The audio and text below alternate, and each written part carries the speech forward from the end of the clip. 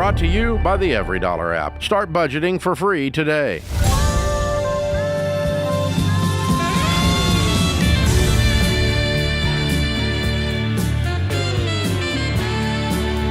Live from the headquarters of Ramsey Solutions, it's The Ramsey Show, where we help people build wealth, do work that they love, and create actual amazing relationships. Rachel Cruze, #1 best-selling author, co-host of the Smart Money Happy Hour, and Ramsey personality. Also, my daughter is my co-host today. Open phones at 888-825-5225. Thanks for hanging out with us, America. The call is free, and some say the advice is worth exactly what you pay for it. Katie is with us in Los Angeles. Hi, Katie. How are you? Hi. I've been better. How are you, Dave? Better than I deserve. What's up in your world? Well, I am a stay-at-home mom of 2 young kids, and my husband is a business owner.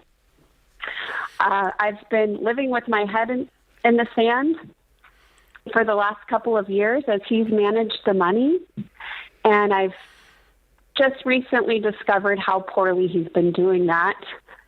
We are in a world of debt right now and trying to find a path out of it. Okay. So what caused you to suddenly become aware? He called me one day and said, I'm going to tell you before you get home to see the mail today, but we got a foreclosure notice on our house. Oh, my gosh. Which was due to a second mortgage he took out on our house in order to purchase a warehouse for his business. I naively thought, okay, I'm going to fix this. I'm going to cash out one of my 401ks, pay that off, get the house out of foreclosure, and then we're going to move forward and do everything right from here on out. That was very naive. As I started to dig deeper, I realized the trouble that the business was in. He has a huge overhead and is not making enough to sustain that. How old are you guys? I'm 39. He's 42. How long have you been married? 6 years. When was the phone call on the foreclosure notice to you? Well, on the house or on... Now, when did he call you? What day? How long ago did he call you and say... Oh, this was back in May. May. Okay, so you've been gathering more information, and you all have been having more discussions for a couple of months now. Correct. Okay. All right. So what is he now saying? He has a very motivated mindset, and he feels like he just needs to keep pushing forward with the business, and things are going to turn around any day, any week, and he's going to be able to fix all of this. Meanwhile, it feels as if things are not getting better. Things seem to be getting worse. Twice this month, he's not been able to make payroll for the employees. I've found out about some IRS debt, some property tax that's delinquent. So why are you, once you discovered one thing, why do you not have a conversation when the two of you sit down and he tells you everything? Why are you having to continue to pull the thread on the sweater? Well, eventually he did. Once I found out about the IRS so we're all on the same page today. What's the total debt, Katie? Including mortgages? Yeah. Sure, yeah. About $4.5 million. Okay, and how much is the mortgage on your home? Our mortgage is, we owe $480 on the house, plus the second mortgage, which is $400, so about $880. Okay, what's the house worth? What's the house worth? Probably $1.1. Okay, what's the mortgage on the warehouse? Is there one? The mortgage on yes, there is. The mortgage on the warehouse, we owe about $3.3 on it, and the monthly payment on that is about $26,000. And what's it worth? It's worth 4.1, 4.2. Okay, is it on the market for sale? Yes, I sat down with our broker. Okay, so that's on the market. Is your home on the market for sale? No. Okay, and so what other debt is there other than these two? There's credit card debt, which totals about $120,000. There's a personal loan from my parents, which is $115,000. Mm-hmm. There is the property tax, which is about $100,000. Mm-hmm. There are our ridiculous cars, which are $140,000. Mm-hmm. Are they on the market for sale? No. They need yet. to be today. Okay. Okay. Now, is he, the thing about business is this, okay? You do have to be an optimist to operate a business. And to operate a business in California, you have to be an unbelievable optimist with the taxes and the regulations and the crap you all face, okay? It's unbelievable. Mm-hmm. So he has to be an optimist or he's dead in the water.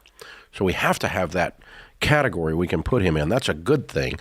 But what you need to hear, and I don't know the answer to this, is you need to hear him articulate a detailed tactical strategy, a strategy overall, but the tactical implementation of what items are we doing to make this thing profitable? Because all you're describing to me are signs of death of the business. He has some reason, hopefully logically, that there's a reason for life in the business. I don't know what that is. I'm not hearing his part of that story. It is possible that he's got four things that if three of the four things levers flip, that he can turn the business around. Okay, but the poor management and continuing to go further into debt is a pattern of, I think I can out-earn my stupidity, and that's what you need to see him stop doing because it's driving you nuts. Mm-hmm. So the two of you need to sit down and, it's okay for you to, quote, require of him, for your peace of mind as his wife, that he show you what the clear path is and exactly what the steps are to get out. Not just, if I grit my teeth, it's going to get better. Because if I grit my teeth and keep doing the same thing, it ain't going to get better. It's going to keep doing the same thing. Yeah, and I think a timeline's appropriate too, Katie, because you guys could sit here in this in this cycle forever and ever, and you need an end date, or I would. Exactly. I would be like, hey, I will give you X amount to figure this out, but at some point you got to just stop it and go get a job. Like, we have to clean this up. Yeah, I mean, it's just... So Henry Cloud says in his book, Necessary Endings, that you end something when you lose logical hope that it is going to get any better. Okay? So when do you close a business? You close a business when you have no reason logically to believe it's going to turn around. And you need to see something other than all the death signs. You feel like you're sitting beside the hospice patient, hearing all the signs of death coming. And yet... it's not a hospice patient, maybe. Maybe it's just a patient that's got the flu. But that's how you're feeling because you don't know what's going on here. I don't know what's going on. Selling the warehouse is going to be a big lick. That's going to be really helpful. Getting rid of your cars is really helpful. And, we got to get back to scorched earth. We got to get this thing right-sized to where we can make payroll and we see a path, a light at the end of the tunnel that's not an oncoming train. The two of you need to find that together. And if you don't see it, Katie, you speak up too, because so far the pattern's not been here. IRS stuff, I mean, it's not looking good. No, he has poorly managed it, that's for sure. But if there is a clear path, but otherwise we need to talk about how we're going to sell everything off and shut it down. So you're right on track, and trust your gut. You've got good gut instincts on this. This is the Ramsey Show.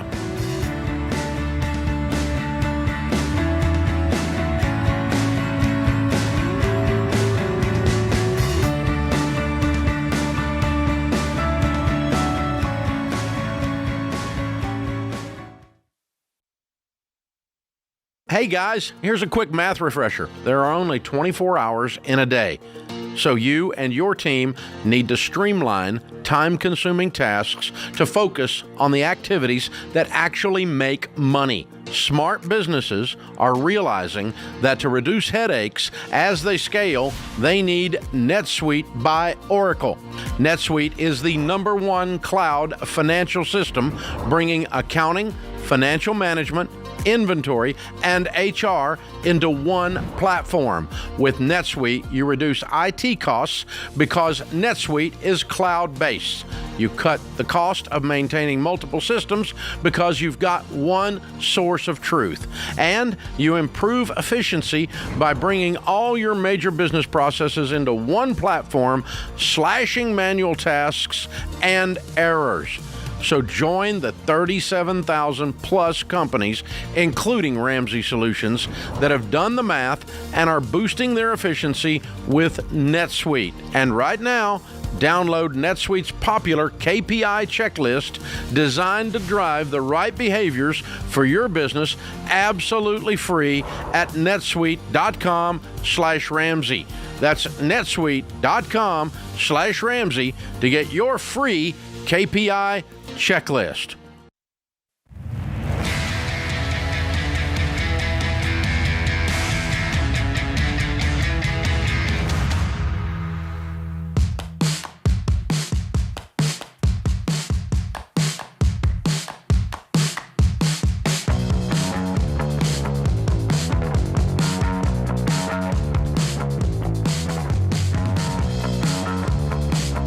Rachel Cruze, Ramsey Personality, is my co-host. Sometimes our segments aren't long enough to get into everything. Obviously, the lady with $4.5 million worth of debt, a husband, the business is failing. She didn't know anything about it because she was not involved until a few months ago, and now she's trying to find her way through that, and giving her a quick answer on that's very difficult.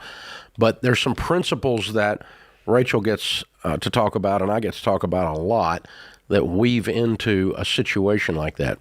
By the way, the irony of that call is that's almost exactly where we were, only I wasn't 42, I was 28. I had $4 million worth of debt. Rachel was a brand new baby when we hit bottom, but it took 2.5 years of fighting for us to go all the way to the bottom, to bankruptcy. So by the time I filed bankruptcy was the year she was born. But Sharon was a full-time mom with Rachel's older sister and had absolutely zero knowledge of anything going on, not because I was deceiving her. I just didn't ask, nor did I tell. And neither did she ask. She just classic, whatever you want to do, honey, and just assumed I had a clue. I thought I had a clue, and I was wrecking a business. And so there's a couple of things that go with this, principles for you guys to use out there that'll keep you from finding yourself in a situation. They may be so far gone they don't make it out of that. They may be bankrupt. They may lose everything. We did because we were so far in. So principle number one is men in particular, but ladies too, when you are running a business, it does not give you relational or wisdom permission to keep that all the other side of some kind of wall. Now, you don't need to come home and whine every night to your spouse about everything being hard. Nobody wants to hear that. But your spouse needs to be involved in all major decisions that affect the household, and that includes the running of the business. Period. And here's why. Proverbs says, "Who can find a virtuous wife? For her worth is far above rubies. The heart of her husband safely trusts her, and he will have no lack of gain." And so while my sweet little wife is at home with a little baby, and she's a full-time mom with a home ec degree, she is academically not qualified to speak into the operation of my business. But the Bible says that if I listen to the wisdom of my virtuous wife, I will have no lack of gain. The way Sharon says it is, I may not understand, but I have common sense.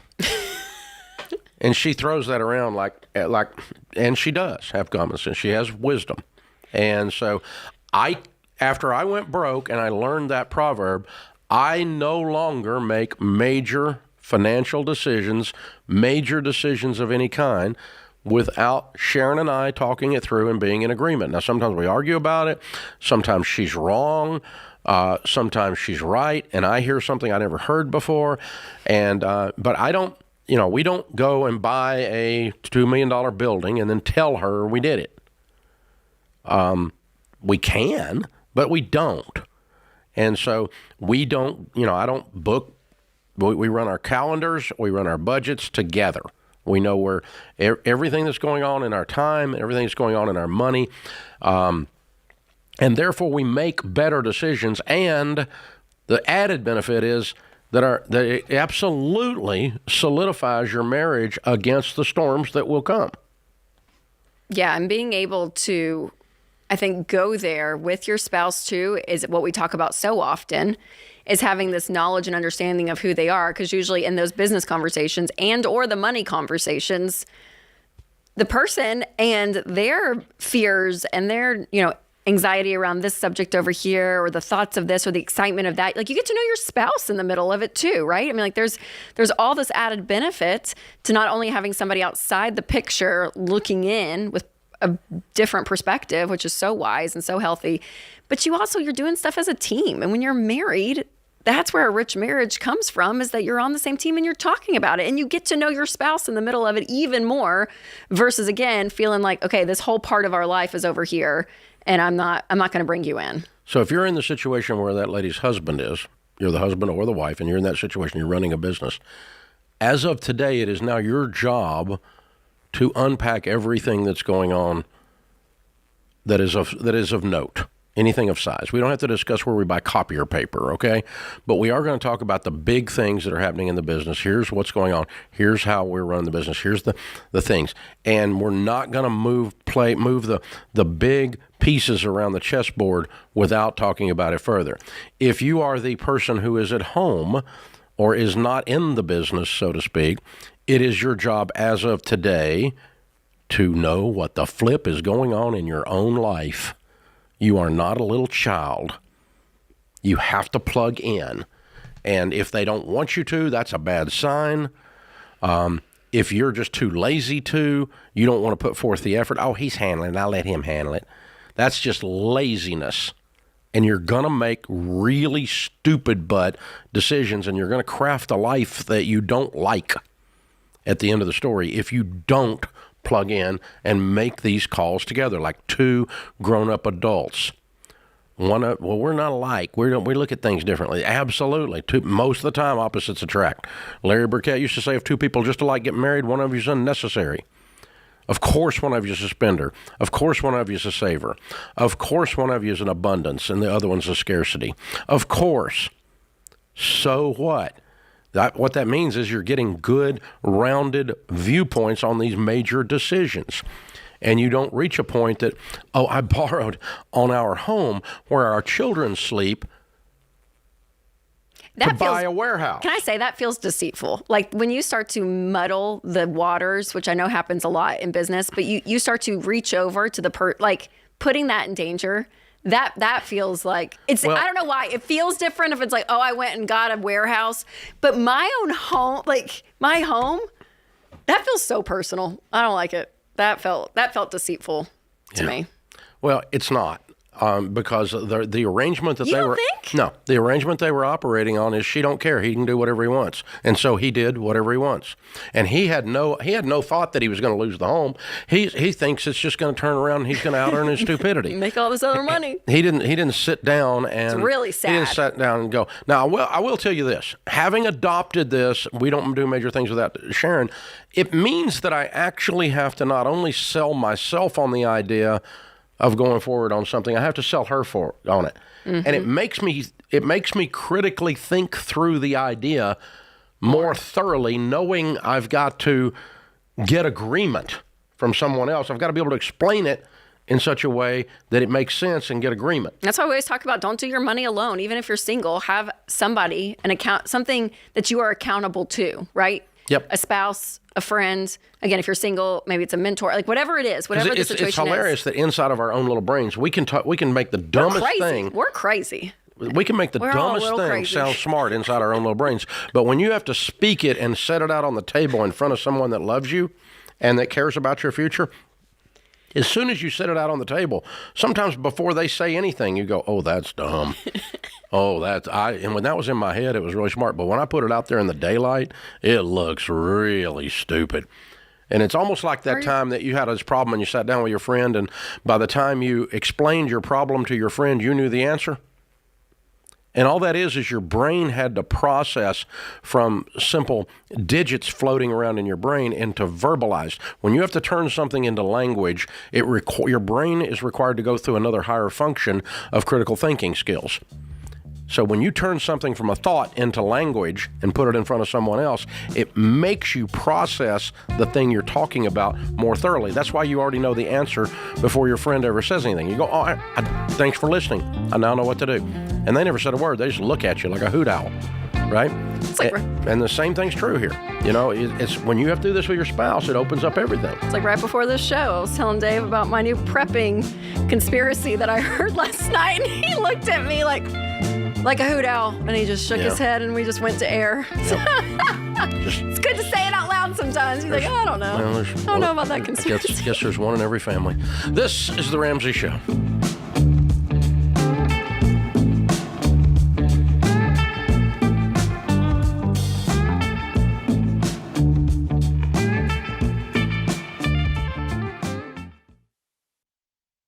This show is sponsored by BetterHelp. Hey, what's up? Back to school madness is about to hit. We got travel and work and forms to fill out and sports to travel to and on and on. And my family's schedule is so packed, and we haven't even made room for things like date nights and exercise and counseling and church and home projects. And these are the things that make our life even worth living. Here's what I've learned. When it comes to taking care of me, I have to put on my oxygen mask first, and that begins with me deciding to stay well and whole. And here's the thing, I know this applies to you too. So don't skip the things that matter to you, including exercise, including regular date nights and hanging out with friends, and your regular therapy appointments. When it comes to therapy, I recommend contacting my friends at BetterHelp. BetterHelp is 100% online, staffed with licensed therapists. It's convenient, flexible, and suited to fit your schedule. Therapy can help you learn positive coping skills. It can teach you how to set boundaries and practice those boundaries. You can learn how to become the best version of yourself and find peace in all of this chaos. In the upcoming season, make sure you put on your oxygen mask first. Never skip therapy day. Call my friends at BetterHelp. Visit BetterHelp.com/Ramsey Radio today to get 10% off your first month. That's BetterHelp, HELP.com/Ramsey Radio.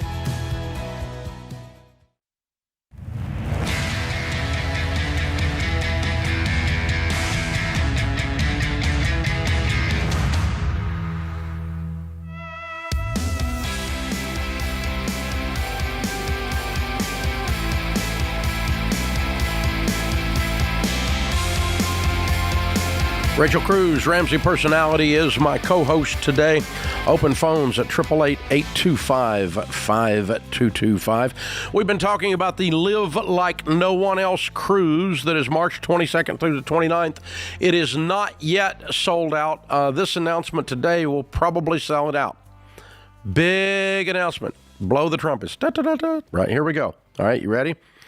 We're going to St. Thomas. We're going to Turks and Caicos. We're going to Puerto Rico. We're going to the Bahamas. You knew that. It is on a Holland America, high-end, nice, virtually brand new ship. You know that. 100% of the people on the ship will be Ramsey people. All people that are baby step 4 and beyond, if they do what we told them to do, and they live like no one else. Now they're living like no one else. It's a milestone cruise. You get to go on this cruise with all the Ramsey personalities. Manit Chauhan from the Food Channel, Dove Award winner, recently added to the Grand Ole Opry, Stephen Curtis Chapman, Dina Carter, country music star, Stephen Bargatze, that's Nate's dad. A couple of other comedians are on there. And here's the big announcement. Drum roll, please. Brrr. Cabins are running low, but just today we contracted with Trey Kennedy. And Trey will be a comedian on there with us as well. If you don't know that name, you should. He's one of the biggest, hottest things on Instagram right now, blowing up everywhere. The guy is absolutely stone cold hilarious. One of his specialties is making fun of me. He makes a lot of money making fun of me. And so for some reason, our team thought we should give him some more money to come on the cruise. And so now Trey's going to come on the cruise and make fun of me. That's fun. That's great. There's a lot of really funny stuff out there, memes and so forth, and Trey is the source of some of it. So be sure you check it out. Trey Kennedy, if you don't know who that is, look it up. You should. It's a huge add to our lineup. And that is the last stone in the arrangement, the last flower in the arrangement for our lineup. There won't be any more surprise announcements, but there is just a handful of cabins left, so go get your cabin. You can put up a $600 deposit before they're gone. If you want to upgrade the cabin later, if somebody drops out, you can step up into one of theirs. Can't do that if you're not already on board. And so we help you do that. You can't sit around on the outside and hope it works out. It's not going to work out. You're going to miss the cruise. March 22nd through the 29th, 7 full days, all the Ramsey personalities, me included, all 7 days. We're going to be doing all the events, and it's going to be like the whole tribe is on there. It's like a tribal thing. Cool. So RamseySolutions.com/cruise. Again, Trey Kennedy, awesome brand new entertainer ad today, and you don't want to miss this. RamseySolutions.com/cruise. And Rachel, it is disturbing that he doesn't make fun of you or John Deloney. Nice. He's nice to me. John Dave, Deloney. You're an easy poke sometimes. I'm an easy mark. Is that what you're saying?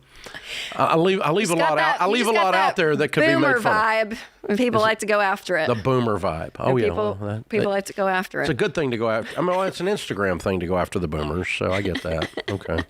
We're just mad that y'all bought houses that were, $20,000. I bought a house with a bucket of strawberries. That's exactly right. I traded one bucket of strawberries for my house. Now it's worth $42 million. We're all just mad about it. And you can make, $20,000 and be fine in life, just the 80s. And y'all never, how were they? And y'all never took economics to find out that those numbers are actually not true. I was kidding. But they're there. So. But it was low, though. We're just mad at y'all. Amanda is in Memphis. Hey, Amanda, what's up? Hey, Dave. Thank you for taking my call. Sure. How can I help? I need guidance. I need to know, we got a loan on our home. Mm-hmm. And they were not transparent about any of the fees. What do you mean? It's kind of hard and all the fees that were associated with the loan, the APR, the only thing we knew was the interest rate. We knew. Well, that is the APR. Why did you sign the documents if you didn't know what you were doing? Well, when it came to closing, so the lender was telling us all along that he would tell us the fees once we settled on the percentage that we were going to put down. Yep. It was pretty cut and dry, Dave. We wanted to walk away from our other home with $75,000, under 6%, and have a house note $2,000 or under. It was that simple, but it wasn't that simple. Well, when you went to the table and it wasn't that, why did you sign it? We didn't know it wasn't that. You didn't sign a mortgage paper that had a blank in it. That's bull. No, didn't say that. Yeah, you did. Okay, but the loan is just in my husband's name. It is not in my name. I don't care. Why did he sign it? I'm the one that did all the conversation with the Were lender. you at the table when he's there to sign it? I was at the table. And you looked down and the numbers aren't right and you signed it anyway? Why did you do that? I wasn't the signer. But besides that, let me go backwards just a little bit, okay? Because the lender said, okay, 6.375. He said, I'll get you under 6% if you sign with us right now. And so we did that. We got on the computer, we signed with them and everything. And so then it became, they wouldn't tell us any of the fees. The underwriter said, we'll get the paper over to you so you will know what all your numbers are before you go to the closing table. And if you need someone there to sit with you, we have someone in your city that can sit with you. And we said, no, let's just wait. And we went through the process.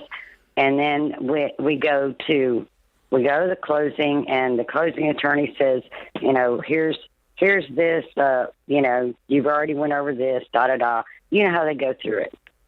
We went with this company because they said they were going to do everything. So we just assumed that's how it was, okay? When we told them what we wanted to go to, we didn't know what our cash out was going to be until after all the papers were signed. After all the papers were signed, the closing attorney came downstairs with a sheet of paper and a breakdown and said, and you're getting $65,000. Like, no, we're supposed to be getting $75,000. So we didn't know anything. They were transparent, not transparent. and they misguided us. We had to pay for points. They never told us we had to pay for points.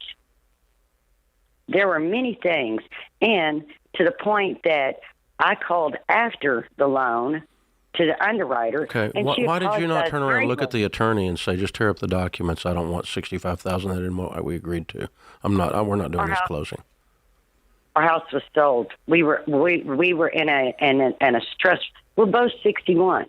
I mean, we were. That doesn't mean you have to accept a deal. No, we don't have to accept a deal. Just look at him and go, this isn't what we agreed to. Tear up the papers. We're not doing this. And where were we going to live? Honey? Our house was so what it amounts to is you willingly did this because you felt trapped instead of standing up and saying, no, I'm walking out of here. So You're right about the trap part. I mean, I said, because you felt trapped. You weren't trapped. Stand up, walk out, go rent an apartment, and give them the middle finger as you walk out the door. Don't sign stuff and then gripe about that you did that what you signed. When you sat down and looked, your husband signed it after you sat there and looked at it. If you say to me you're going to give me the numbers before I go to closing, then we don't go to closing until you give me the numbers. And we don't go to closing if the numbers aren't what you tell me they're going to be. I look at stuff ahead of time. That was your job. It's not their job. But it's their job to get it to me. It's your job to not do anything until they do. True. Okay. But you let this happen. But like you said, at our age and no family to run to, you're right, we could rent, no doubt. But we had... Hey, I'm sorry, darling, I'm older than you and I ain't feeling trapped. And I don't need to run to my family. I'm just going to walk out the door if somebody's trying to screw me. It's that simple. I'm going to stand up and walk out the door. Like, is there any... I'm sorry, you're not a victim. You're not a victim of anything except your inability to look at someone and say no. Just look at them and say, no, I'm not signing this. It's not what we said. That's who you're a victim of. You're a victim of your own inability to say no. You and your husband should have thrown your shoulders back and said, no, this is not what we agreed to, and walk away. This lender didn't do anything wrong. They were just sloppy at best. This is The Ramsey Show.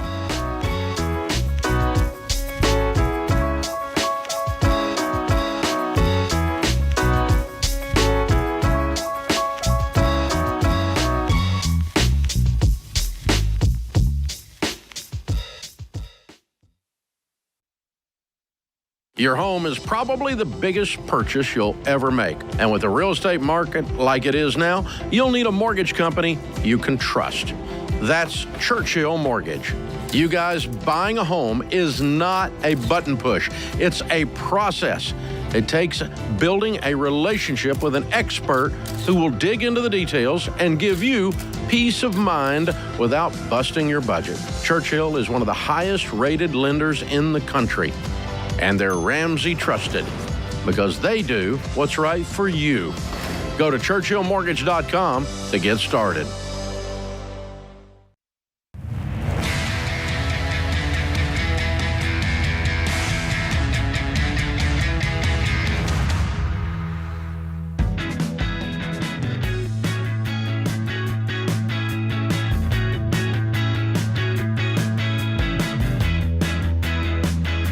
Rachel Cruze, Ramsey Personality, is my co-host today.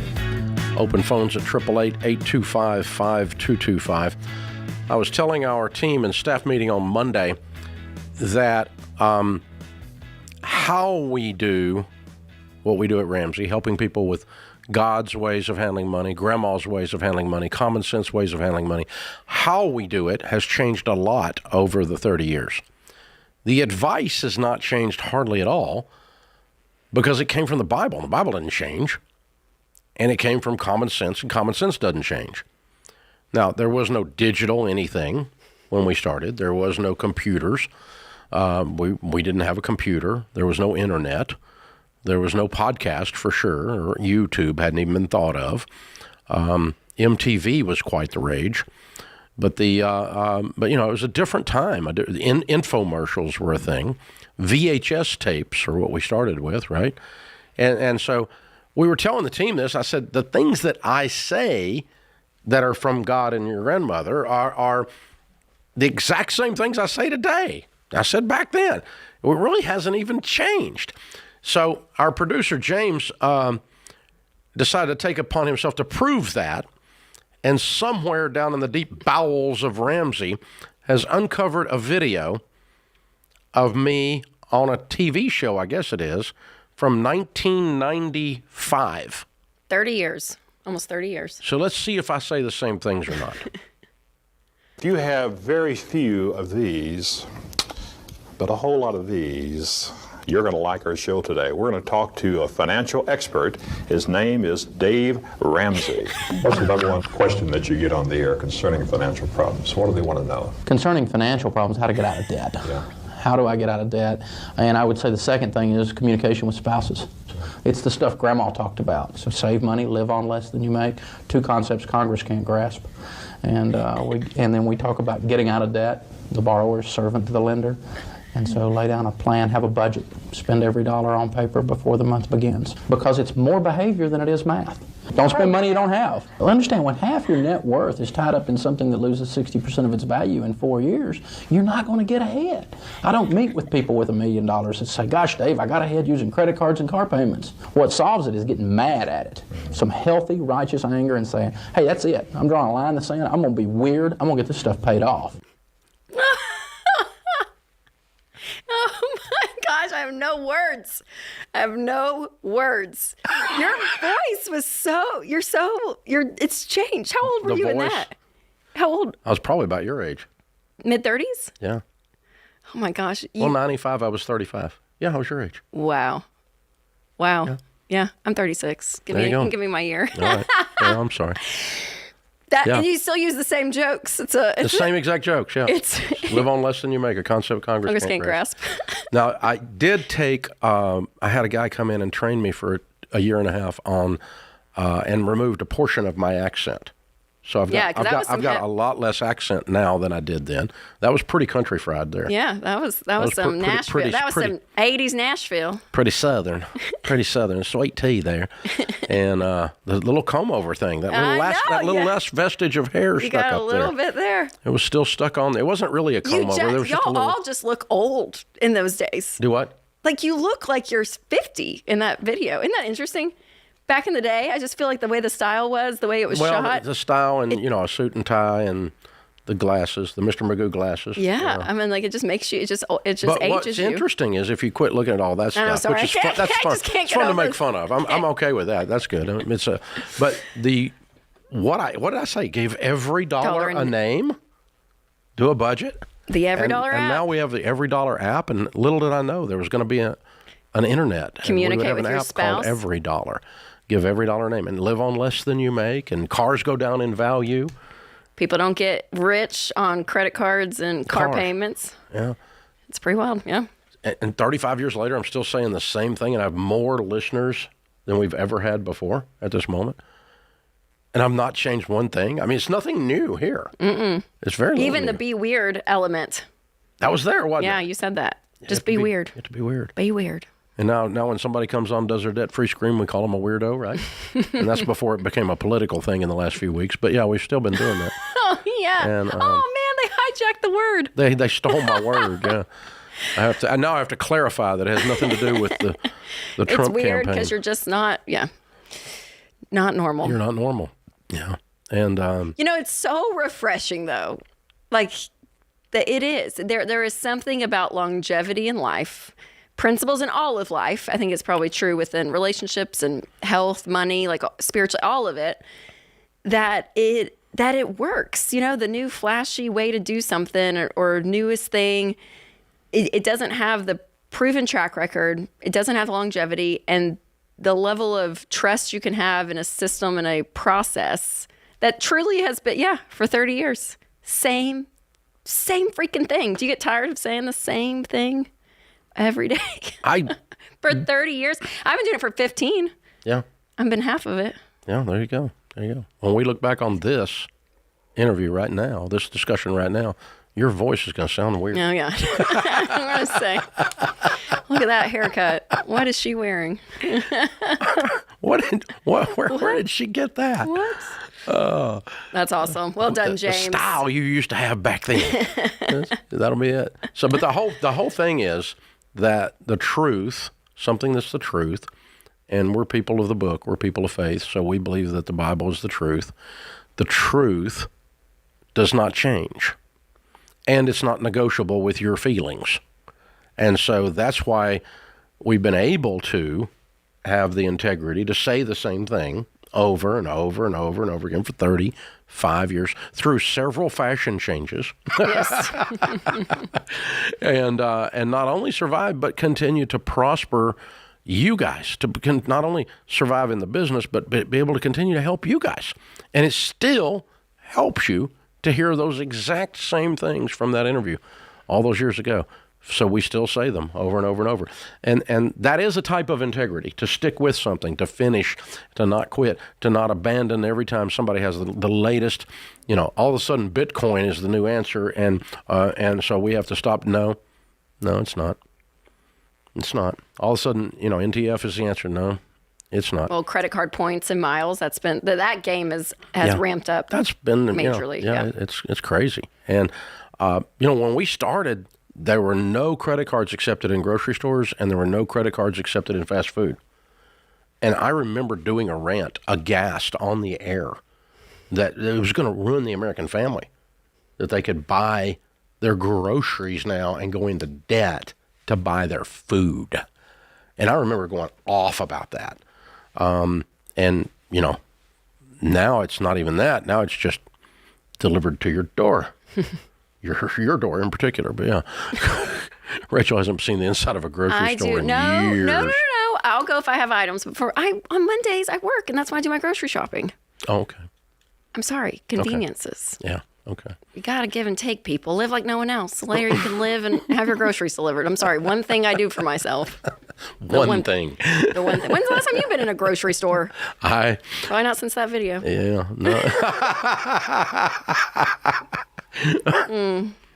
No, but entirely possible. No, I've been there. It's because your mother sent me, but yeah.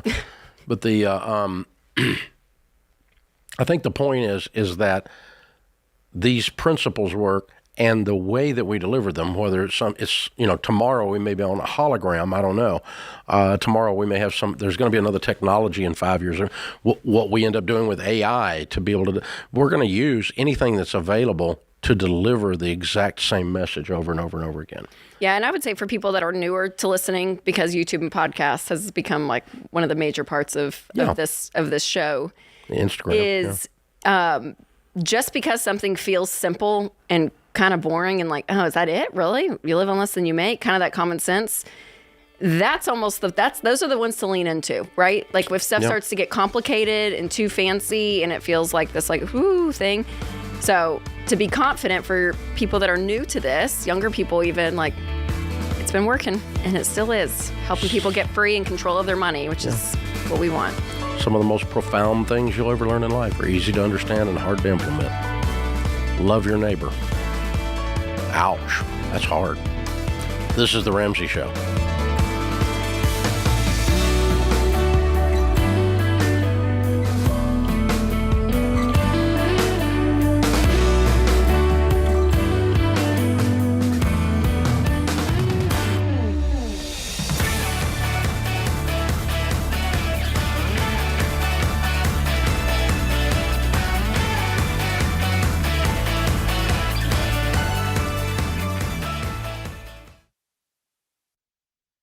Before we get to the next caller, I got some good news for you. Even when this portion of today's show runs out of time, there's still plenty more for you to tune into. Just head on over to the Ramsey Network app to finish today's show for free, right there on the home screen. And if you don't have the app, just search Ramsey Network in the App Store, Google Play Store, or click the link in the show notes for an easy download. You never know what call's coming up next. So finish today's episode in the Ramsey Network app today.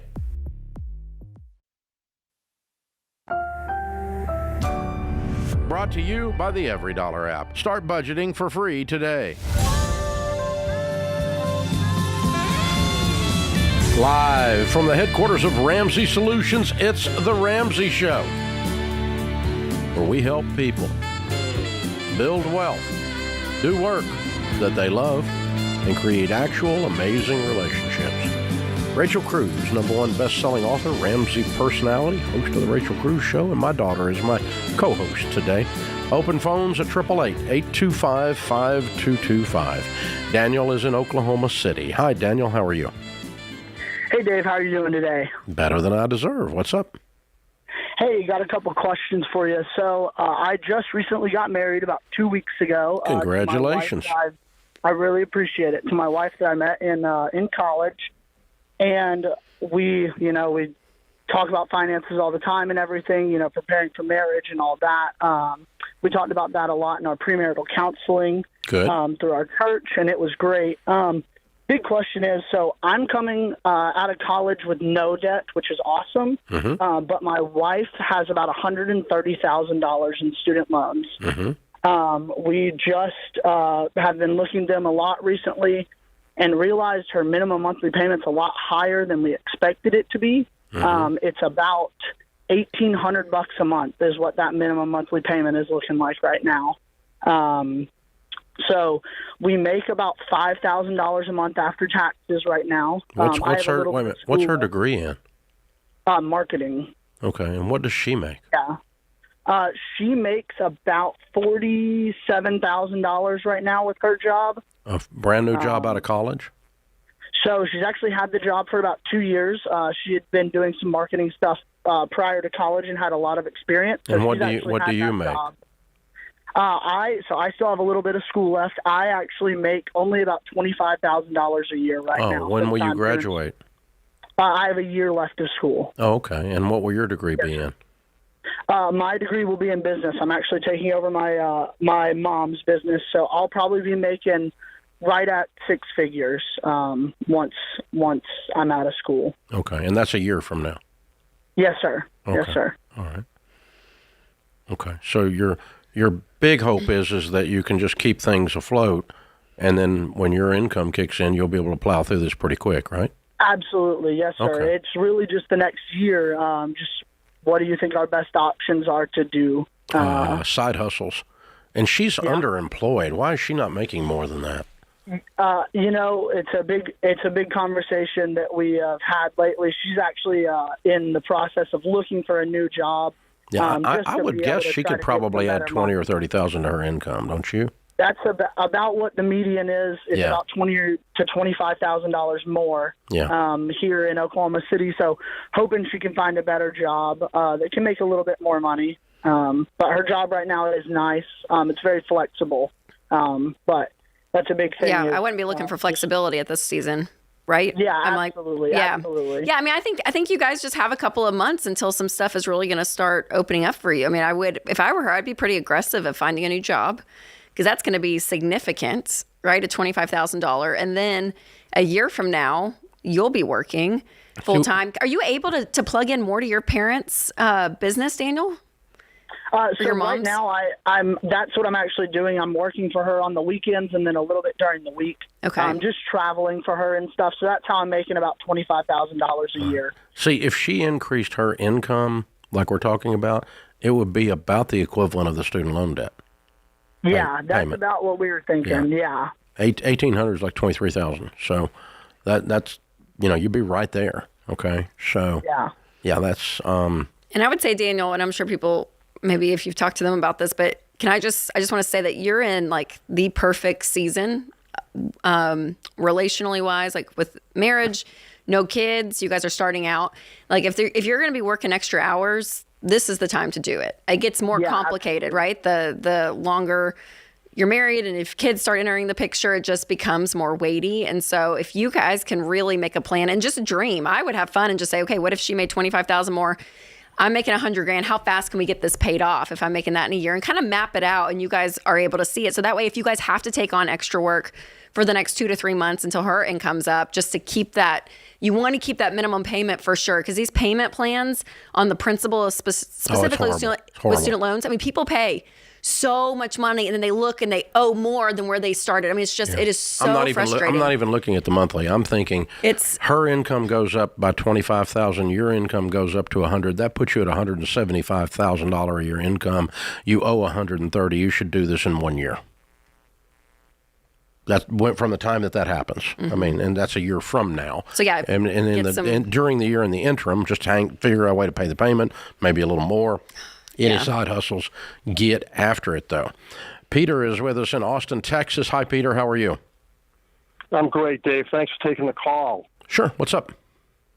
I had a quick question. I have 90% of my wealth. I just turned 62, 90% of my wealth in my Roth IRA. And I've kind of gone down a path where I've been doing it all in private lending, doing private notes, about 150 average. I'm only doing firsts, and I'm at 55% or less in loan to value. And I'm getting 12.5% right now, and I like that. But I'm wondering what risks may be associated with that and if I should diversify that as I keep the money there.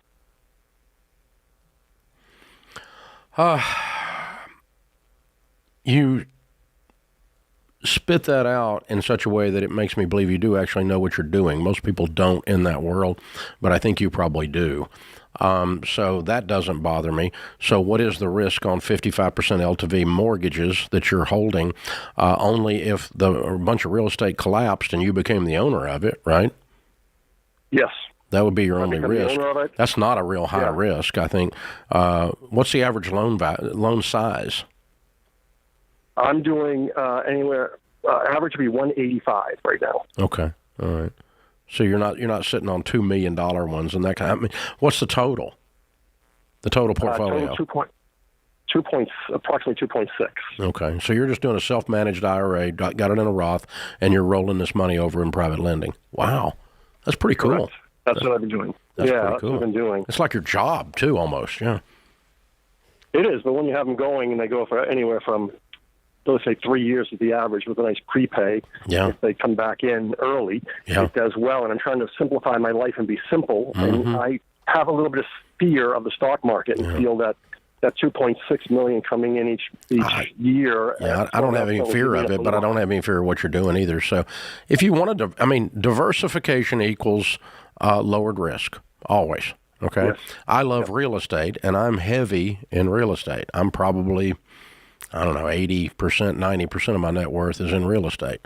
But I love it. I'm comfortable with it. I know what I'm doing. It's not so I have very little risk associated with that. But I've got a bunch in a lot in the stock market in mutual funds, and so.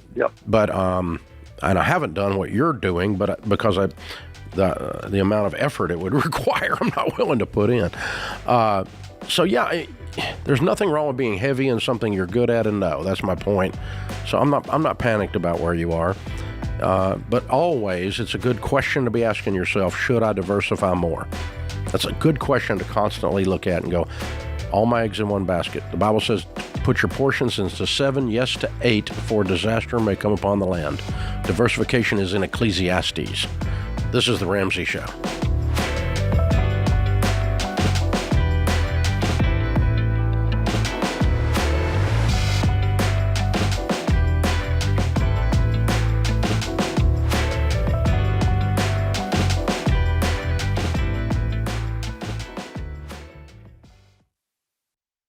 You've been gazelle intense, you've eaten more beans and rice than you knew existed, and now you're ready to make your biggest investment better.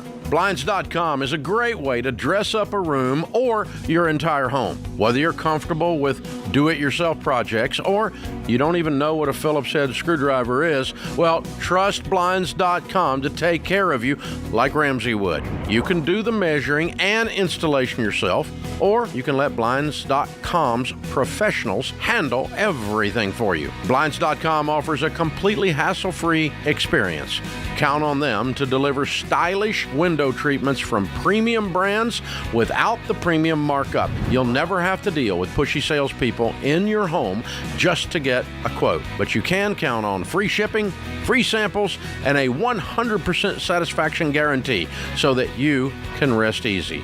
That's why we've recommended Blinds.com for over 10 years. Shop Blinds.com right now and get up to 45% off. That's Blinds.com. Rules and restrictions may apply.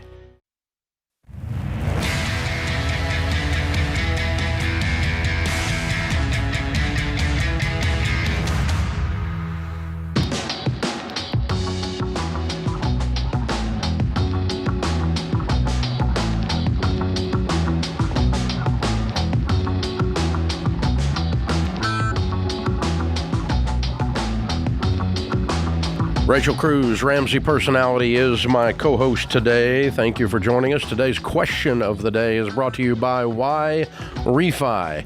If you're in over your head with private student loans and tired of getting calls from collection agencies, you need Why Refi. Why Refi refinances defaulted private student loans that other places won't touch.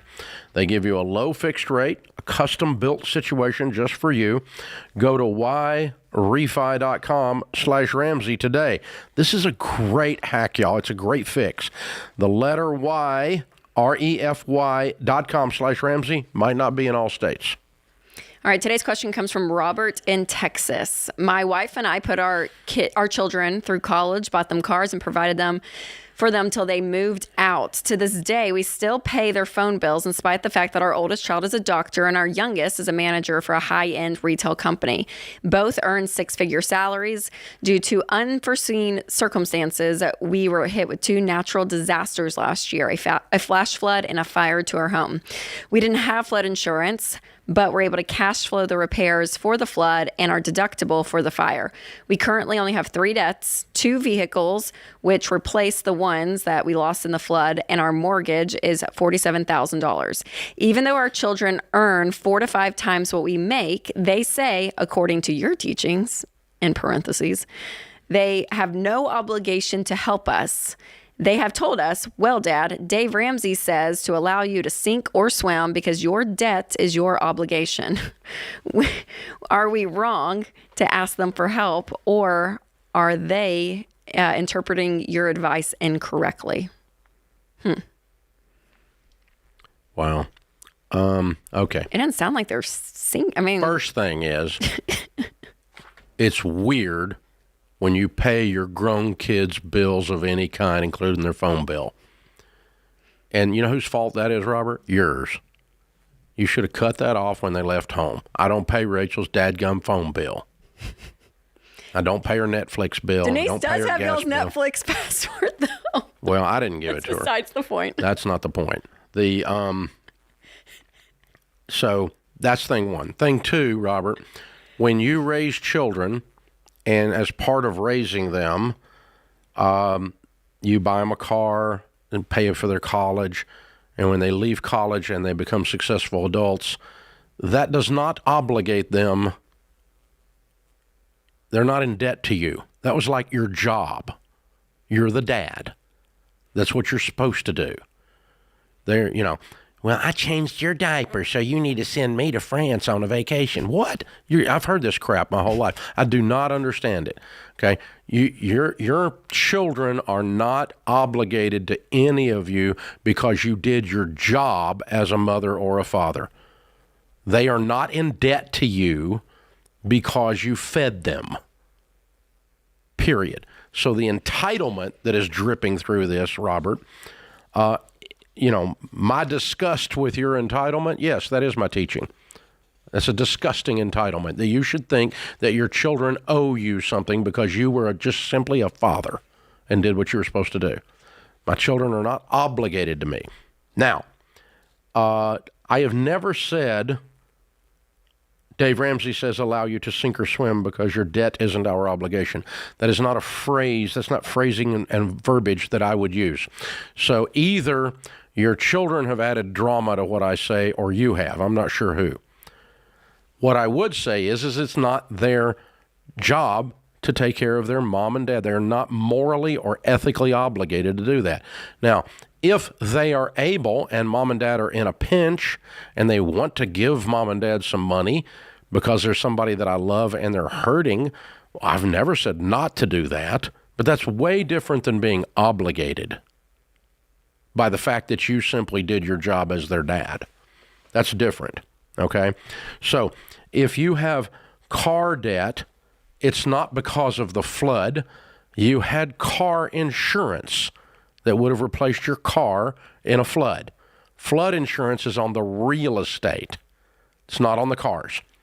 So you cash flowed the repairs for the flood and the deductible for the fire because you had insurance on the house for the fire, and we only have 3 debts, 2 vehicles, which replaced the ones lost in the flood. No, they didn't. You bought cars that were nicer than you had in the flood, and that's why you're in debt. You upgraded after the flood because you got a check from the car company on your car insurance when you lost the cars in a flood. And oftentimes when people lose a car or get a car totaled, they for some reason use that as an excuse to upgrade and go into debt when they weren't in debt before. I do not understand, but people do that like you did all the time, Robert. So none of this is your children's fault, and none of that is a natural disaster. You actually cash flowed through the two tragedies. Congratulations. And then went and got you a couple car payments to celebrate. So they are not obligated to pay your car. They are not obligated to do this. Because they make six figures and you once gave them some food. They're just not. That is not how life works, buddy. So, but sink or swim, we're not that harsh about it. I just want to draw a line. There's charity that is extracted through guilt is not charity. If your children want to be charitable towards you and give you something, that's wonderful. They've got money. They've done well. Mom and dad just got a little mortgage, a couple car notes. We're going to reach over and knock them out just because we love mom and dad, but not because mom and dad think they're entitled to their money. There's a difference. Yeah. And he sounds a little resentful in some way. Yeah. Even though they earn 4 to 5 times what we make, blah, blah, blah. Yeah. And Dave Ramsey says, just tell you sink or swim. It's like, oh, brother.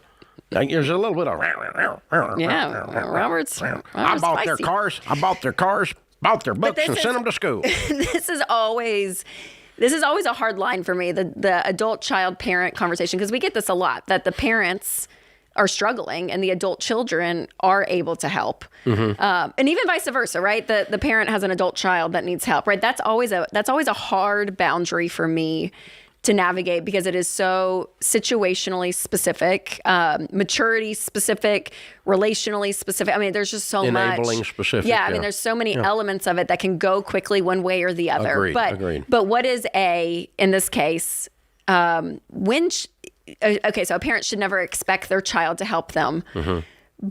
But there is something honoring you know what I'm saying? Like what's that? Taking care of. It's the difference. Because it's a cultural thing too. In America, we're very independent though. You go to other cultures and we bring mom and dad home. Like it's a generational. We are in America, so that's where we are. That's where this question took place. But I'm not saying we're right either. So I'm curious. Yeah, we are.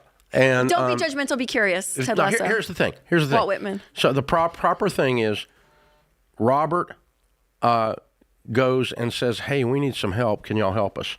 Yeah. Not, your children should give you money because you gave them cars and bought them books and sent them to school. Yes. The entitlement versus the request in love. Yeah. Those are two different things. Yeah. But this is dripping in bitterness like they owe him something. And that is not... That's a non-starter. That's a non-starter. Mm-hmm. The second thing is, if you're going to help someone, particularly someone you love inside your family, you should help them in a way that causes them to reach sustainability on their own, not become dependent upon you. And so if you reached over and paid off the house and paid off the cars, it would be, Mom and Dad, you're getting on a budget, you're going through Financial Peace University so that you can live on your money for the rest of your life, and this is just going to give you a little smoothing jump start, yeah. It's going to give you a jump start. So even when we're helping, like your sister runs our family foundation, and we're helping someone that's in a poverty situation, we don't just throw endless money at a poverty situation. We throw money in a way that causes the person to step up out of poverty and stay out. Mm-hmm. We're the lift out, but we're not the keep them in. Yeah. Check. I don't want to keep them in. I don't want to be the one writing the check, allow somebody to stay in it. So we're not enablers. And that's the thing you got to get to when you're on the giving side of this. Mm-hmm. This is The Ramsey Show.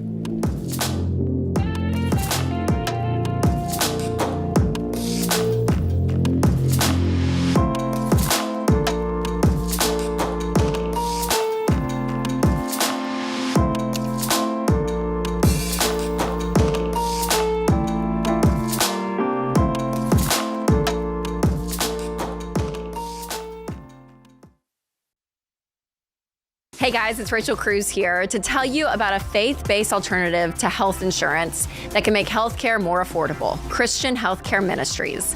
CHM allows members to share each other's healthcare costs, and it's as easy as 1, 2, 3. Step 1, choose the healthcare provider you want. Step 2, submit your eligible bills. And Step 3, get reimbursed. CHM members take care of your eligible medical bills. With no networks and the freedom to choose your healthcare provider, CHM is the best option for Christians who want to take care of their families and help other believers. Find out more at chministries.org/budget.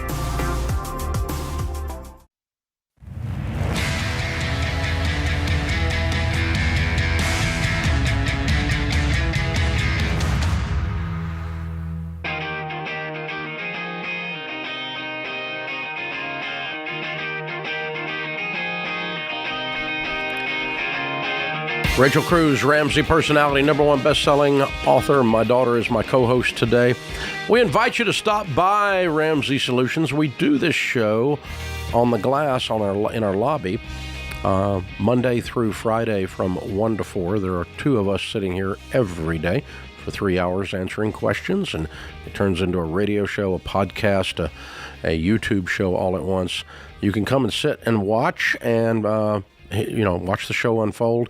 The homemade chocolate chip cookies in the Baker Street Cafe are free. The wonderful coffee is free. And, we'd love to have you stop by. If you were just a little south of Nashville in a wonderful little town called Franklin, Tennessee. And so make that a part of your trip if you're ever cutting through here. And we come out at the commercial breaks and take pictures and sign books and get to meet you, and we love getting to see you. In that lobby, we also, right here across the glass from us, installed the debt-free stage, which is where Chris and Jennifer find themselves. Hey, guys, how are you? Good. Great. How you doing? Welcome, welcome. Where do y'all live? We're in Raleigh, North Carolina. Love it. What a great town. And how much debt have you two paid? We have paid off $500,000. Whoa. Wow. How long did this take? About 6 years. Mm-hmm. Good for you. And your range of income during that time? We're in real estate. It varies. We started out in different careers, so it was around 200 at the time, and then, we're anywhere between 500 and 550. Whoa. Average. Yeah. Doing great. Way to go, you guys. Thank you. All right. So I'm going to guess and say that might be your mortgage and you paid off your house. We are on baby step number 7. Yeah. Yeah. Looking at a couple of weirdos. A debt-free couple, house and everything. Absolutely. How old are you two weirdos? I'm 47. Uh-huh. I'm hanging on to 49. I will be 50 this year. So All right. good to get this done. And a paid-for house that's worth how much? About $1.3 million. I love it. And how much in your nest egg? We have about 60% in real estate and about 40%, in IRAs, 401ks, investments, things like that. So about $3 million. Total net worth. Yeah. Way to go, Baby Steps millionaires. I'm guessing you didn't inherit any of that. We did not. Not a dollar. You've had a fabulous income and have done a great job with it. Way to go, you all. Great job, you guys. Way to Thank go, you. heroes. All right. Now you're 50 years old, $3 million net worth, zero debt in the world, making $500,000 a year. Dadgum, man. Who wouldn't want to be you two? Wow. How's that feel? It's weird. I know. We talked about it. We thought we were going to have this feeling when we accomplished it, and it is a wonderful feeling. But we're just overachievers, so now we're like, what do we do next? What's our next goal? You're moving on to the next thing. Yeah, you are overachievers. What are you going to do to celebrate big? We're here. Oh, come on. I'm something big. We are going to do. We're going to go on the bourbon tour in Kentucky a little bit later this year.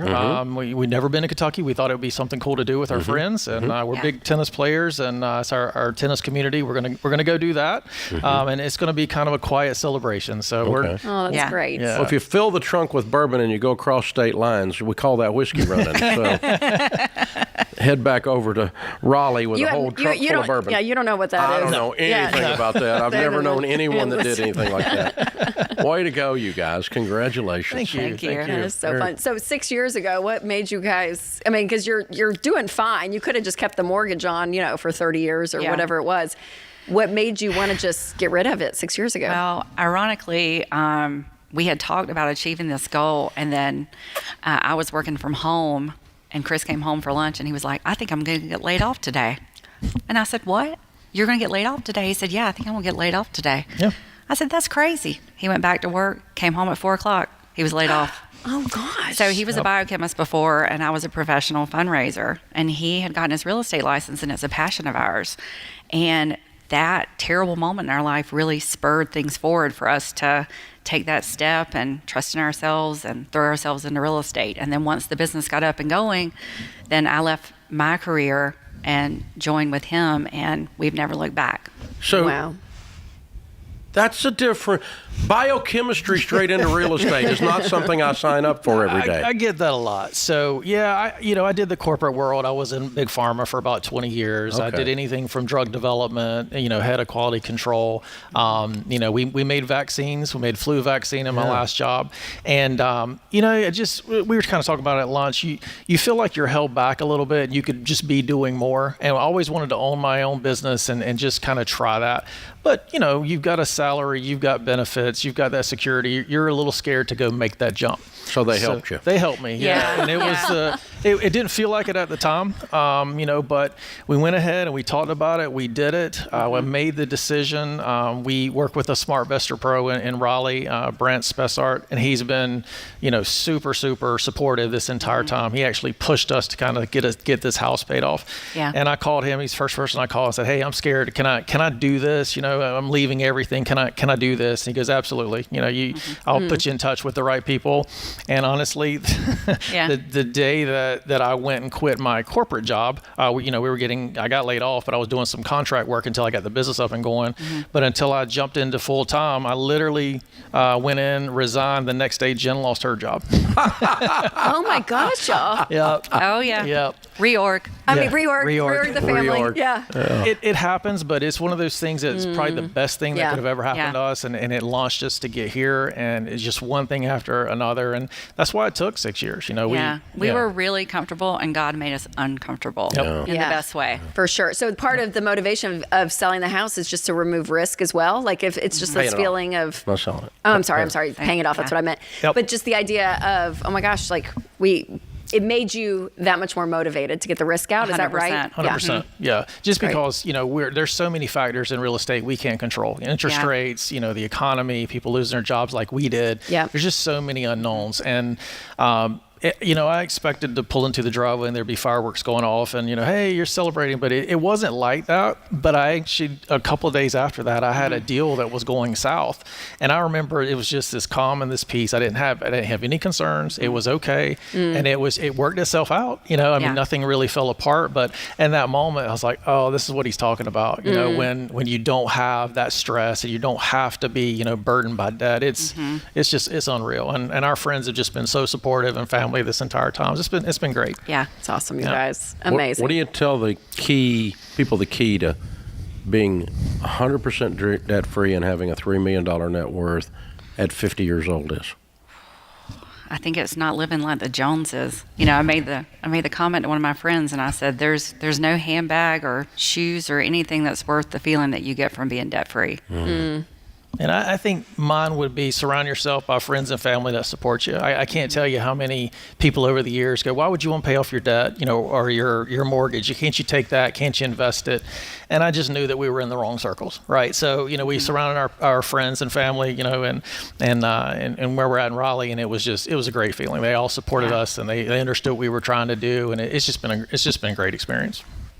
That's an interesting way of looking at it. I've done that too, and I never thought about it, but it's like if you're going to sit and tear down my plans and tear down my dreams just because you're that person, you just opted to the back row of my friend list. Exactly. Correct. Exactly. And you get to sit on the back row because I'm not putting up with that crap. I want the cheerleaders up here on the front. Now, I don't mind somebody telling me the truth if they're concerned. Sure. That's different than just negative ninny. Yep. But negative ninny can opt to the back row, right? Yeah, we've had so many people tell us that we should use that money, we should leverage it, we should buy other businesses, do all these things, but that's not our goal. That might be their goal, it's not ours. Yeah.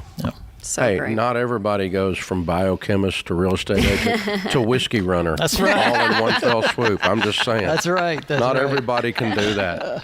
So, way to go, you guys. I'm very proud of you. Thank you. You look like life is great. You guys look like a great picture right here. It's awesome. Yeah. Very, very cool stuff.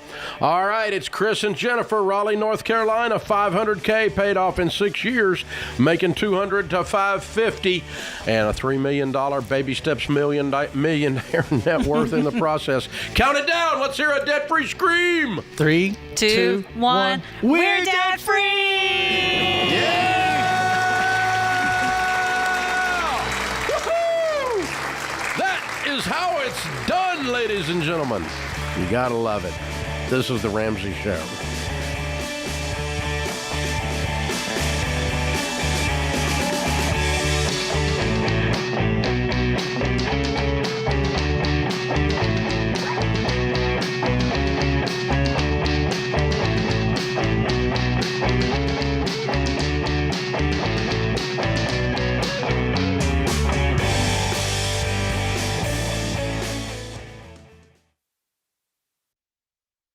You know, one of the first things I discovered working in the financial world is how absolutely devastating it is when the breadwinner of a family dies and there's too little life insurance or none at all. Grieving families are suddenly left behind, scrambling to pay bills and trying to make ends meet. I also discovered that there are a lot of rip-offs in the life insurance world, like that whole life crap posing as an investment opportunity. What you need is level term life insurance, usually 10 to 12 times your income, which is the smartest, most affordable way to protect your family. The key is finding an independent broker who represents a ton of companies and works for you, not for the insurance company. This is exactly what my friend Jeff Zander and his team at Zander Insurance are all about. They shop the term life companies to find you the best options, and they've been around for over 95 years. So you know they'll be there when you need them. Zander is the real deal, and that's why they've handled all my personal insurance for over 25 years. I trust them, and you can too. Visit Zander.com for instant online quotes, or for a more personal touch, give them a call at 800-356-4282.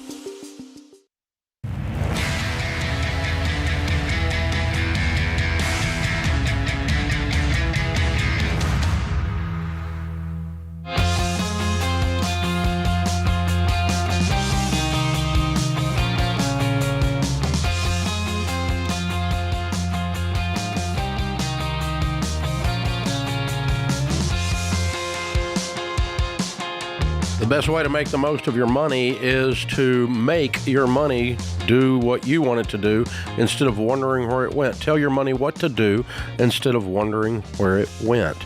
Most people in this life live reactively, but people who are proactive, who happen to things intentionally, are the ones that we call successful people. In the wealth building world, if you're going to happen to your money, you do that with a budget. And every dollar is the budget that'll help you do it. It's the app that's free in the App Store and Google Play. Download Every Dollar. Get the premium version while you're at it and start working with your spouse, working the baby steps, working paycheck planning. There's all kinds of tools inside this thing. They're going to help you do the Ramsey system more efficiently, and it really sets it up to win. Go to everydollar.com or download the Every Dollar app for free in the App Store or Google Play today. Dorothy is with us in Fort Myers, Florida. Hi, Dorothy. How are you? Hi, David. Hi, Rachel. Thank you for taking my call. And I'm in Naples, just so you know. Okay, cool. How can we help today? Well, I unfortunately am a widow. My husband committed suicide last year. Oh, my gosh. Sorry. And I would really appreciate it if you'd let me borrow your Magoo glasses to see my way through my mess. I'm so sorry. Wow. Me too. It was certainly something that we weren't expecting. Mm-hmm. And now I have a lot of debt and I want to get rid of it. And I have some very specific questions for you. One of them is I have an IRA that has some money in it that was part of his. Do you know what the drop is? Mm-hmm. Have you heard of that term? How much is in the IRA? It's not a lot. It's about $40,000. About $40,000. And it's not. And it's not invested in anything that's earning us and earning me anything. How old are you? I'm 57. Okay. And what is your career? I don't have one. My husband wanted me to be his playmate when he retired. And we had a granddaughter who was born with some complications, and so I stopped working to help, get her through that. And he just didn't want me to go back to work, so I didn't. And so we played, and we accumulated a lot of stuff, and I know I can sell that stuff to get into a much better financial situation, and it's just taken some time to kind of sort through. Sure. Sorry. To kind of sort through everything. Sure. And I wasn't expecting to get emotional. To sort through everything and get some clarity in all of it, So I know I need to get a job. I do know that. And I want one, and I've already started looking for one, and it's kind of hard not knowing what to do because I have no technical skills whatsoever because I've been out of work for so long. I'm a personal person, so I know, like customer service and things of that nature, I should do pretty well at. Yeah. So I plan on doing that right away, and I plan on selling several assets right away.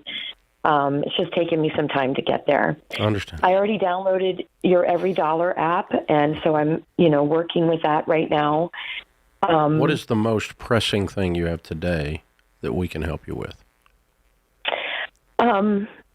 Well, I still have our 2 trucks that I have payments on, and I have some credit card debt. And that was one of the questions I wanted to ask. Do you have any cash other than this $40,000? No, sir. Okay. How are you paying light bill and food bill and all that? His pension. I get it. Yeah. And that's supposed to die out. How much is his pension? A year or monthly? Either. Monthly, it's just under $5,500, and for annual, it's like $65,900. And how much is your house payment? My house payment is $1,900. I always pay $2,000. And how long does the pension last?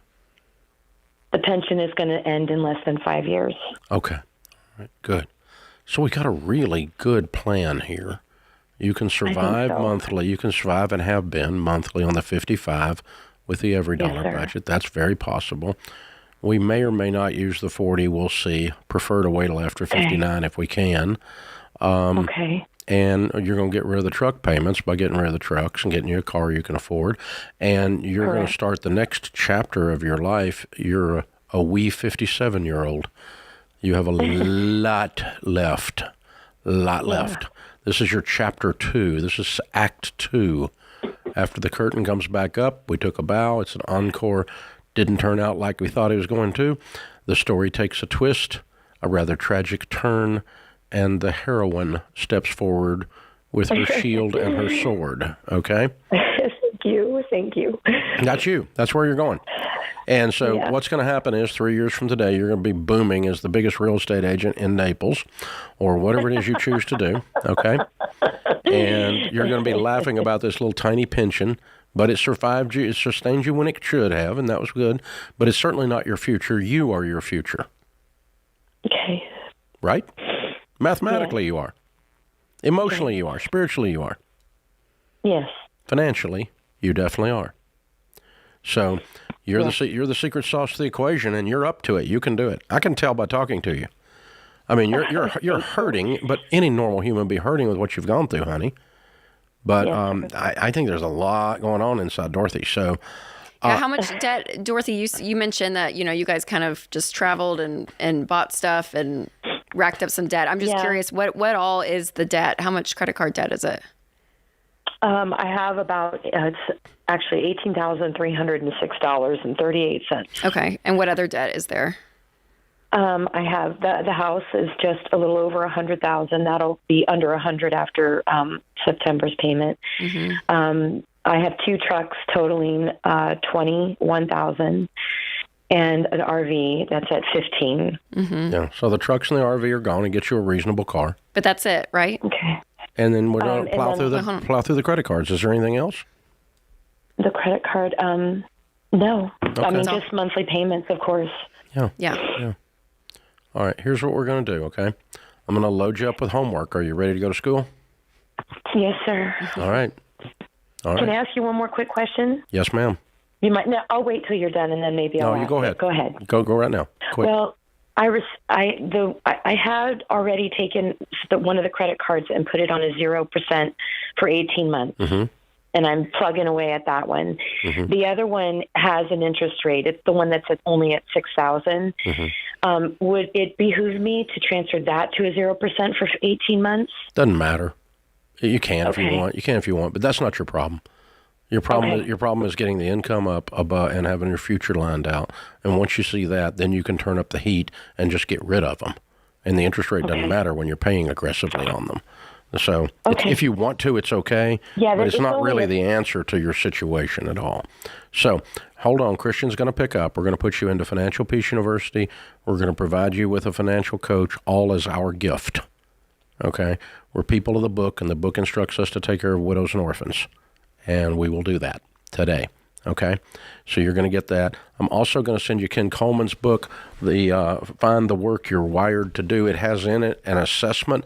I want you to take the assessment, and I want you to start the process of dreaming about what the new future looks like for Dorothy. What is it you want to be when you grow up? You're just a wee 57-year-old. Just a tiny little one. You can do it. You can do it. And Dorothy, and I'm so proud of you. Can we just say, too, you haven't messed anything up. When people go through tragedy, we even tell them just to pause you're doing for good. Even a year, right? So, like, you're not behind all of it. I know it probably feels very overwhelming, but you've done the right thing. Hey, guys, and you're smart. If you want to hear the next 40 minutes of the show, it's on the Ramsey app, the Ramsey Network app. So you can download that for free in the App Store or Google Play. Make sure you jump over and get it there. If you want to listen to all 3 hours or watch all 3 hours, you can always do that on the Ramsey Network app. It's completely free. Doesn't cost you a thing. So the last 40 minutes of the show now, if you're on talk radio, it's still there, right where it always has been. But if you're on podcast or YouTube, it's on the Ramsey Network app in the App Store or Google Play. It's completely free. This is The Ramsey Show.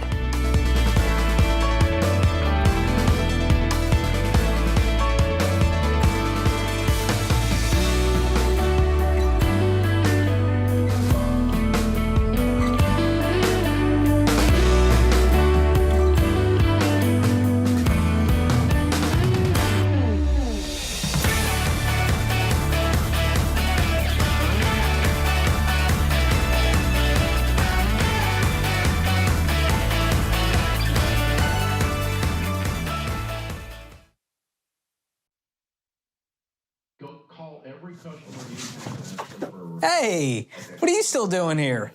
You know the rest of the show's happening on the Ramsey Network app, right? So you got to jump over there to continue watching. You can download it for free. Just go to your app store, type in Ramsey Network. It's completely free, and I'll drop a link in the show notes to make it easy for you. So if you're watching on the app, you're in luck. But if you're watching anywhere else, this show is over for you. So jump onto the app and let the fun continue.